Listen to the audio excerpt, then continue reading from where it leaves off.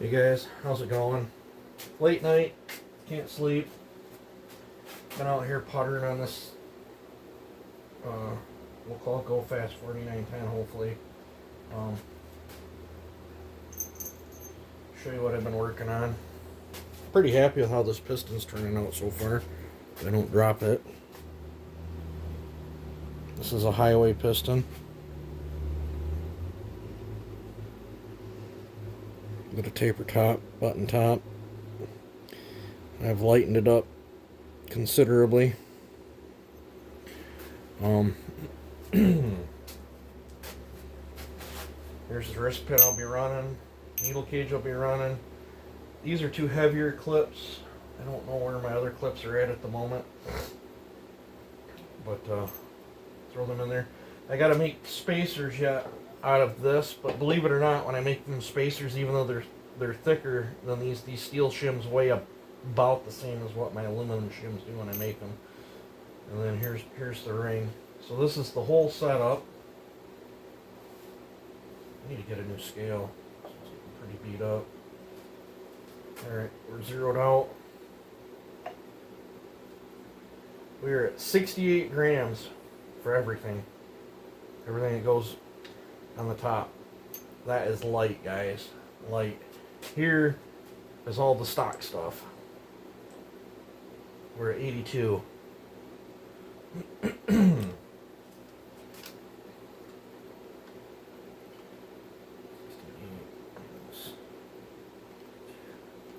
This is 14 grams lighter. In the reciprocating mass world, that is tremendous. That is a lot. And I'm not even done with this piston yet. I'm debating on cutting lines in it, or just back in the big race world, we'd do either or. We'd either take a drill and put indents to reduce surface friction, and add oil, or I'll cut my grooves in it. It's probably been 3 years since I've done any side dimpling on a piston. I might do that to this one. I'll use a drill. I'll probably put this in a vise and then mark out some lines and space them out. But I got some do-it-yourself coating that we're going to be coating this piston with too. And I definitely want the dimples done before I do that, or whatever. And I'm debating on lightening it even more. I can probably thin these skirts another 30, 40 thou. I'm just at that crossover point. I'm already way lighter than stock. I'm lighter than my other fast one. I think I'm 70 grams on that one. But I should have started out with this piston, because this piston started out at 57 grams, and this one I think is 52, 53. Yeah, this one was already lighter. I would have been probably down in the 60, 65 range if I would have started out with this piston. This is a Farmer Tech. This is a highway. But hindsight's 2020. But I get asked all the time, why do you lighten the piston? I don't lighten all builds, but on builds where I'm trying to squeak out maximum effort, when you're porting, and this is just my theories, nothing's set in stone. I'm not saying I'm right. I'm not saying others are wrong. I'm not saying others are right and they're wrong either. You got to do what works for you. I'm the type of builder that likes to stack gains, and it's time consuming, yes, but everything I did to this piston is free horsepower if you're not counting your time. If you're do-it-yourselfer, a lighter piston will make more horsepower, and I've been in arguments with people with that before. And the reason is, well, I guess let me grab this. This thing's really, really dirty.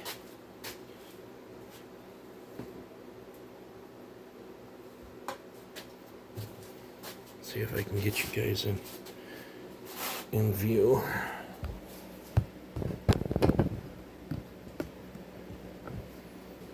Grab my stool.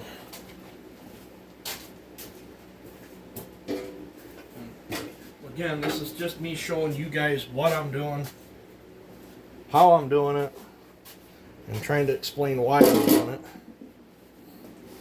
If this thing might see us out, don't know. She's super dirty. When this comes up and your spark plug fires, some people call that an explosion. In school, it was drilled into our head that it's a rapid burn. You're igniting your fuel charge mixture, and its gas is rapidly expanding, you know, in the combustion area. It's going every direction, and it's pushing down on this piston.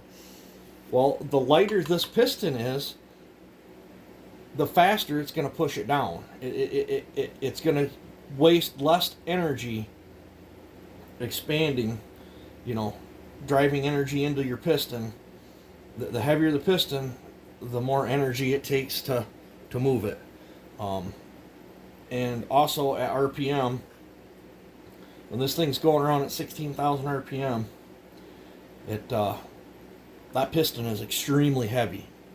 It has to completely stop and switch directions faster than you can blink. It's happening at them RPMs. It's happening crazy. So a few grams, I don't have the exact mathematical formulation. There's probably people out there that's better on math, but at 16,000 RPM, a few grams, I'm willing to bet, is hundreds of pounds of, you know, force that you're just, you know, that you're taking off, that stress it doesn't need. You're going to get less connecting rod deflection, you know, all sorts of stuff. But a lighter piston will make more power. And I've heard so many people say a heavier piston will make more torque. No, it won't. It will, you know, in my dyno testing, it will lose you power. Every aspect of it. If it's heavy, you're losing some of your stored inertia that, you know, that slings that back up there. You know, it's from here to there. You got to change directions again. So a heavier piston is going to take minute amount of energy out of your stored flywheel. You know, your flywheel, your clutch, your crankshaft. It's all stored energy in there. You know, and then it comes up and bam, it fires again. The rapid expanding gases push down, and people don't get, it's not like a 4-stroke. It's not like a big dragster engine. From top dead center to the second that exhaust breaches, that is all the space you have to dump all your energy into the crankshaft for the next revolution. That's all you get. That's why I like running 87 octane. I get picked on for it all the time. That 4910 that Kenny ran had 32 to 1. It had a combination of different oils in it. It had VP, Modal Milk, L111, a few other things mixed in with it. Some of it was just to give it color, just because I like having color in my 2-stroke oil. But that was 87 octane, 32 to 1. And you have all this time. The 87 is a more reactive fuel. A higher octane fuel is harder to ignite. It's slower burning. You can, if you want to run the high octane fuels, you're going to have to, you know, dink with timing advances, and you're going to have to play around with it to get the maximum power back. If you're running close to stock timing, 87 is the way to go, unless you're getting pinhole detonation or, you know, piston clatter, spark knock, whatever you want to call it. As long as you're not losing control of your spark as it's coming up and compressing it. But a faster reacting fuel has more time to expand and dump as much energy into it as you can by the time that exhaust cracks. Once that exhaust cracks, your next job is to get as much of the exhaust gas pressure out as possible before your transfer's open. Because if your transfer's open, I think it's been said 4 to 7, sometimes 10 pounds, depending on the RPM, is all the case pressure that you have. If there's still 15 pounds of residual exhaust gas pressure, you're going to get reversion, and then it throws a hiccup in the whole thing. You're going to get black crap down your transfers. You're going to contaminate spent fuel charge with your fresh fuel charge, which costs you. You're trying to get all your exhaust out. You want all your exhaust out by the time that thing comes up here, and you want 100% of your exhaust out. You just want good fuel charge in there. If there's remnants left behind, like if you didn't port it right and you're getting a cavity in there or whatever and trapping used gases in there, then used gases are in there. They're not of any value for power. You want all the spent gas charge out. You want fresh oxygen, fresh fuel in there. Sometimes you waste some out, but that's why I lighten a piston. And would I do this on a work saw? I have done it on work saws. It's not going to hurt your work saw. If anything, it's going to make your bearings last longer because you're putting less stress on your bearings. But it's a lot of work for a little gain. But when you're seeking maximum effort, you stack the gains. I mean, if this thing at 16,000 RPM is netting, let's say 1/10 of a horse gain, and then unshrouding your lowers, opening your lowers up so you can get more up it, is another 1/10. Straightening out your transfers so they flow and twist right. You just keep stacking your gains, and it doesn't take very many of them, and all of a sudden you're at a horse over what you would have gotten if you wouldn't have done that stuff. And you can feel a horsepower in a chainsaw. You can most definitely feel a horsepower in a chainsaw. 1/10, maybe if you're timing your cuts, you'd probably notice 1/10 of a horsepower difference.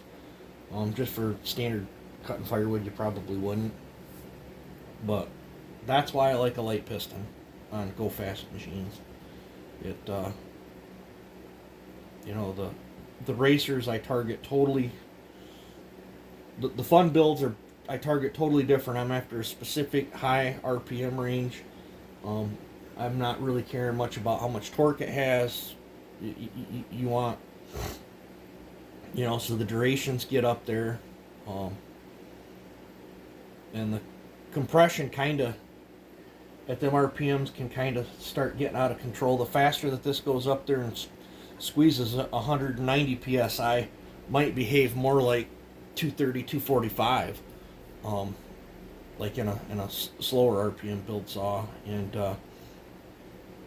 they can start to bind you up a little bit. But I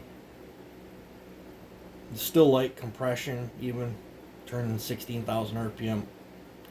I like bare minimum of 190. I've got some that are 170, but yep.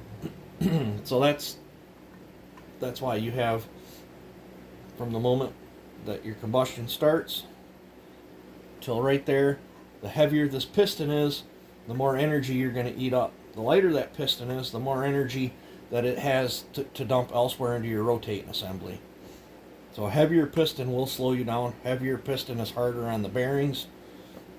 That's why I don't have one float. Well, I probably got one floating around somewhere, but like a 372X torque, them things are horrible on bottom ends, especially if you port them a little bit and ring them up a little hard. The piston's so darn heavy, it literally cuts the life cycle in half, if not more, on the bottom ends. And I've seen the X torque cranks actually, and it's the same crank as the normal one. It just was never designed for that heavy ass piston. I've seen the crank separate, you know, just from, I mean, it's so, a heavy piston is so hard on stuff. Part of the reason why all the 5 Series, I don't like that big heavy, even the steel, I don't like that big heavy ass piston in there, and try to turn them. But, you know, people can say what they want, but that's my thoughts. Not saying they're right, but I like a light piston. And, you know, another controversial thing is, say if that was actual bottom dead center, it's sticking above it. It's not crucial. I've had saws after doing piston swaps and stuff where the piston's right there at bottom dead center. Just depends on how you make your port.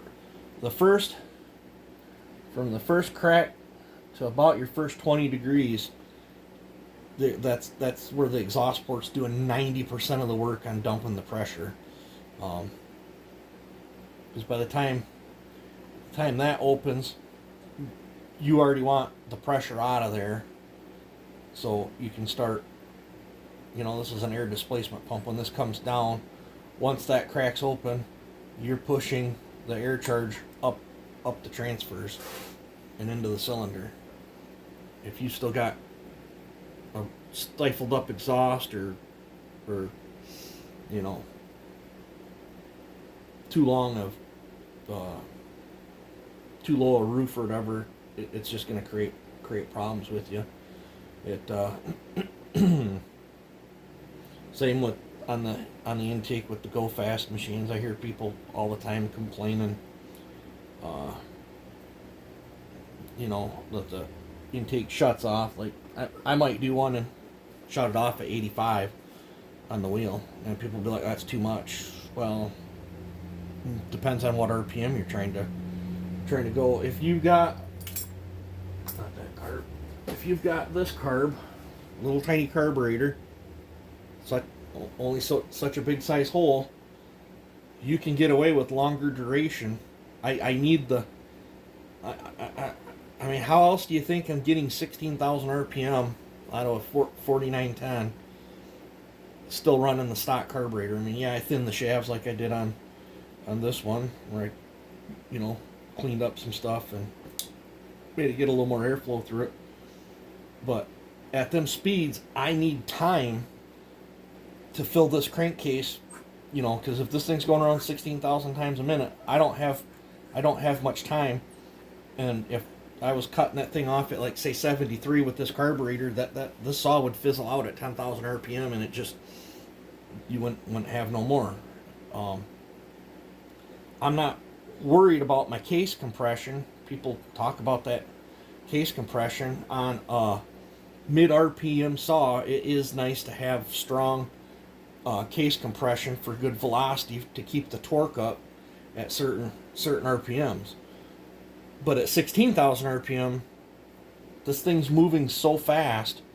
You know, picture this coming down and hitting fast at 16,000 RPM. Whether this is at 87, 89, 85, whatever, at 16,000 RPM, it's going to hit with force. It's still going to have ample enough force to stuff your charge out. The faster you spin it, the faster I turn one, the more longer duration intake I can get away with. Now, if I was to try that on a work saw, it would be miserable. So, there's, you know, same with, you know, like on a 94 or 95 exhaust roof, you know, at 16,000 RPM, I'm fine with it, even though it's not ideal for like long bar lugging and stuff. I need, think of it like a camshaft, like you would for a race car. I need the duration in there for the time, for all the events, because everything's happening so fast. I only have certain amount of time to get everything in that cylinder that I need in it to do its job. So, that's where the more durations come in effect. The more duration you put in it, the more miserable it is at bottom side. Like some of these I'll push, I have to have them idling, 3,500 RPM, just for the velocity to get where it needs to be, where it can function properly. But that's okay, because at 16,000, it's running as good at 16,000 as one that was built for firewood and is at 11,000. So, I typically only do these tricks on stuff that I'm trying to squeak maximum effort out of. Sometimes I'll try to squeak maximum effort out of a work saw too. But a work saw, I'm not trying to wring the saw's neck. Cookie cutter I am.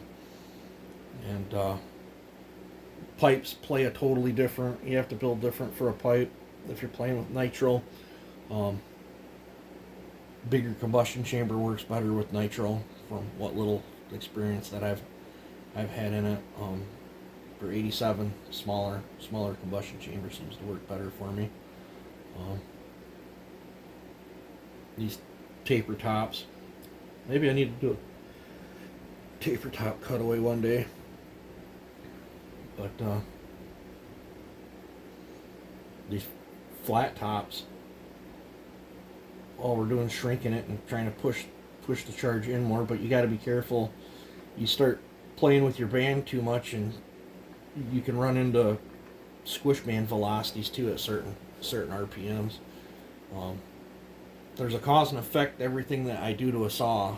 If you change one thing, it affects something else. And like when I mean port for flow, I don't just mean hog out the biggest exhaust port that you can. I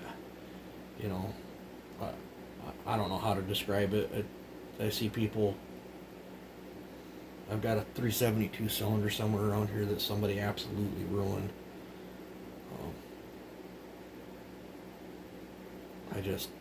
It blows my mind what some people think. I don't know it all. I'm not smart. I just show what I'm doing, what I'm thinking about while I'm thinking. And I do know race testing, time testing, feeling the wood, and dyno results. Every saw that I have lightened the piston on has gained torque and horsepower. The lighter I can go, the more drastic the effect is. Another nice thing is, man, you can get some crispy throttle response. There's just something about that. And I know some of you don't like me blipping the throttle. Well, when I had a Harley, I blipped the throttle. When I was a kid and had all sorts of dirt bikes, blipped the throttle. Go-karts. I blipped the throttle on everything, whether it be a drag car or my chainsaw. So, if you don't like me blipping the throttle, don't watch it. But I love a saw. I love any engine that's got a nice, crisp, clean throttle response. I've had several people tell me they love how my 4910s crack. And I've taken a lot of crap for these saws being stuck on them or whatever, but I think I've got some of the highest RPM records. That's at least on YouTube and Facebook. I've pushed these bottom ends 18.2 before. I'm not scared to spin a 4910. They will twist. And the lower end seems to hold up. But they got such beefy bearings in them. I should open those if I can. No, it's taped.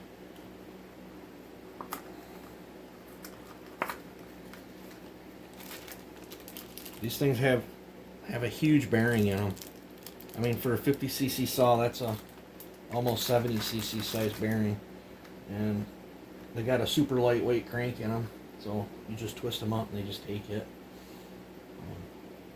I'm gonna bet that stroker, when I get that stroker crank back, I bet I'll be able to twist that stroker up pretty far too.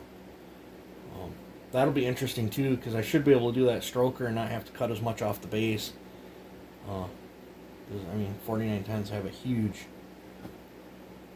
well, I cut almost a millimeter off the base right from the get-go. So, yeah.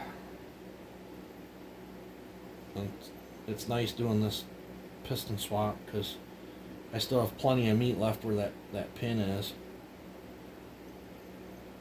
I'm really looking forward to this build. This thing should run as hard as Stickers 2.0 version 4, if not harder. I'm going to be running this carburetor on it, if I can get it all to work.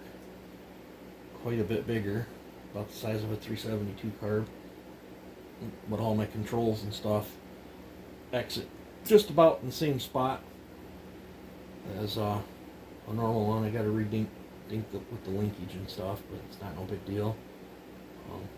I know this carb can support at least 7.4 horse, because this carburetor was on my 7.4 horse build that I blew up.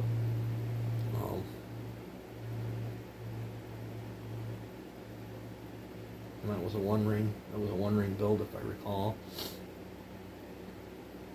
But yeah, so that's my thoughts on that. You know, if you guys wonder why I lighten a piston, hopefully that, you know, understands that, you know, from spark till there, that's the area we have to put all the pressure we can on that crank. Because after this, it's just riding on inertia.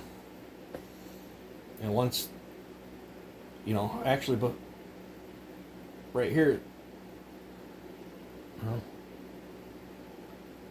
once the intake shuts off, it's when it starts already compressing it. So probably right there, the compressing of this is actually trying to slow that piston down some, give it like a cushion effect. But yeah, you know, think of it like a scale that you gotta push that down with. If it's lighter, it's gonna take less to push it down with, so you're wasting less energy to move your piston, and you're wasting less energy to get the piston back up. There is a lot of forces going around inside of an engine. You've got crankshaft deflection, hence that's what happened to this. You can only flex metal so long, and the 10mm 440s were known for doing this. Especially once, like, PTO side bearing or whatever, that's probably, I think if I recall right, that's what happened. PTO side bearing went out, and they kept running it and broke it. But yep, there's crankshaft deflection, there's connecting rod deflection, there's piston distortion. When this thing goes off, there's all kinds of deflection and distortion that's going on in there. This thing's getting hot and expanding all different ways. It's got air blowing across it.